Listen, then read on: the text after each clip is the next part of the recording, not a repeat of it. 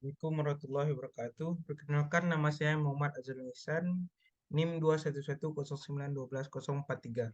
Di sini saya akan membahas soal UAS termodinamika 1. Untuk soal pertama itu, jelaskan menurut hukum termodinamika kedua, kenapa efisiensi termal sebuah mesin Carnot tidak bisa mencapai 100%. Pada rumusnya, efisiensi termal sama dengan 1 kurang Q out per Q in. Nah, tidak mungkin ya bagi mesin kalor untuk capai efisiensi termal 100% menurut hukum kedua termodinamika. Hal ini tidak mungkin karena beberapa panas buangan selalu dihasilkan diproduksi dalam mesin panas.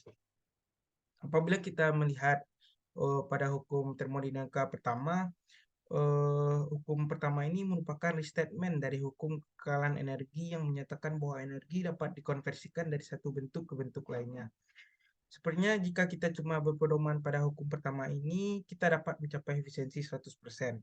Tapi pada hukum kedua termodinamika, em, dia menolak yang menyatakan bahwa energi bisa dirubah dari satu bentuk ke bentuk lainnya, tapi mau tidak mau pasti ada yang energi yang berkurang atau tidak berguna. Eh, dan dari sinilah istilah entropi itu datang. Entropi ini dapat didefinisikan sebagai tingkat ketidaktersediaannya energi untuk digunakan. Apabila nilai ketidaktersediaan energi ini rendah, maka energi yang tersedia akan tinggi. Sedangkan entropi akan mencapai nilai minimumnya pada suhu 0 Kelvin. Dengan begitu, output kerja dari suatu mesin pasti akan selalu lebih kecil daripada input energinya. Karena selalu ada energi yang tidak berguna, kecuali proses dilakukan pada suhu 0 Kelvin agar tidak ada energi yang terbuang.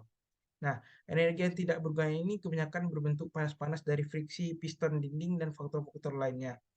Pada hukum 3 termodinamika menyatakan tidak akan bisa mencapai suhu 0 Kelvin. Intinya efisiensi termal tidak dapat mencapai efisiensi 100% karena panas input tidak bisa dikonversikan keseluruhan menjadi kerja yang berguna.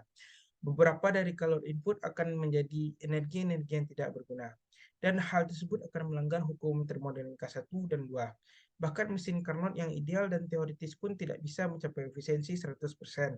Dengan ini juga, kita juga dapat langsung membantah tentang perpetual motion, free energy atau lain sebagainya yang dapat menciptakan energi tanpa sumber. Eh, Kemudian saya akan membahas soal yang kedua, yaitu example dari 57 tentang power generation oleh sebuah steam turbine. Nah, untuk ini soal ini asumsinya delta M CV sama dengan 0 dan delta E CV sama dengan 0. Untuk yang pertama A-nya pada inlet uap dapat dalam keadaan super panas, maka didapat entalpinya sebesar 3248,4 kJ per kg berdasarkan tabel A6. Nah, kemudian untuk sisi inletnya, outletnya diketahui bahwa merupakan keadaan uap cair jenuh. Maka dapat ditentukan entalpinya dengan rumus sebagai berikut. H2 sama dengan HF tambah X2 half X sama dengan 225,94 tambah 0,9 kali 2372,3 kJ per kg didapat hasilnya 2361,01 kJ per kg. Nah, setelah itu kemudian kita dapat letak H-nya, itu H2 kurang H1. Dapat hasilnya min 887,39 kJ per kg. Nah, dapat juga delta KE-nya sebesar 14,95 kJ per kg. Delta PE-nya juga kita dapat dengan rumus G kali Z2 kurang Z1 itu sebesar min 0,04 kJ per kg. Nah, terus kita cari B. Keseimbangan energi untuk sistem air steady ini dapat dinyatakan dalam bentuk laju sebagai berikut.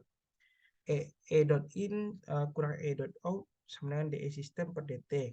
Nah, M dot kali H1 tambah V21 per 2 tambah G1 sama dengan W dot out tambah M dot kali H2 tambah V22 per 2 tambah GZ2.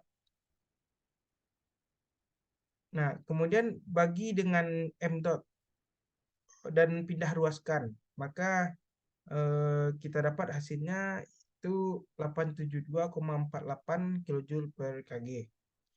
Nah, untuk yang C, kita cari aliran massa per satuan waktunya dengan rumus W dot out per W out.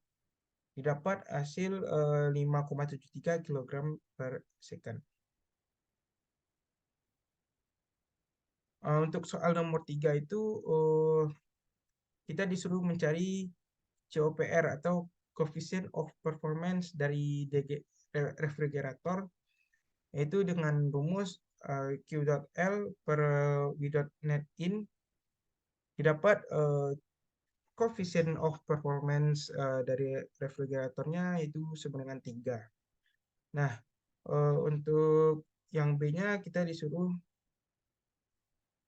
mencari Q dot H dengan rumus Q dot L tambah W dot net in.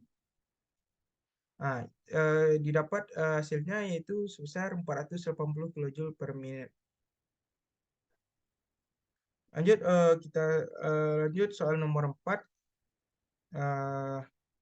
Untuk soal nomor 4 ini caranya yaitu dengan kita cari pada kondisi pertamanya, yaitu nilai entalpi dan nilai entropinya. Pada kondisi pertamanya 3 MPa 400 derajat Celcius itu didapat entalpinya 3231,7 dan nilai entropinya 6,9235 berdasarkan tabel A6. Nah, pada bagian 2A didapat entropinya entalpinya sama dengan 2682,4. Nah, untuk menentukan entalpi H2S dapat ditentukan karena pada entropi pada uap adalah konstan. S2 sama dengan S1. Maka cari dulu SF dan SG untuk dapat nilai kualitasnya.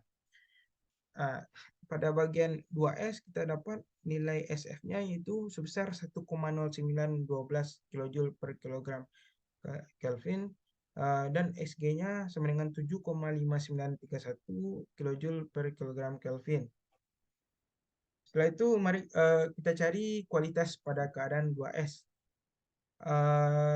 Yaitu dengan rumus X2S dengan S2S kurang SF per SFG.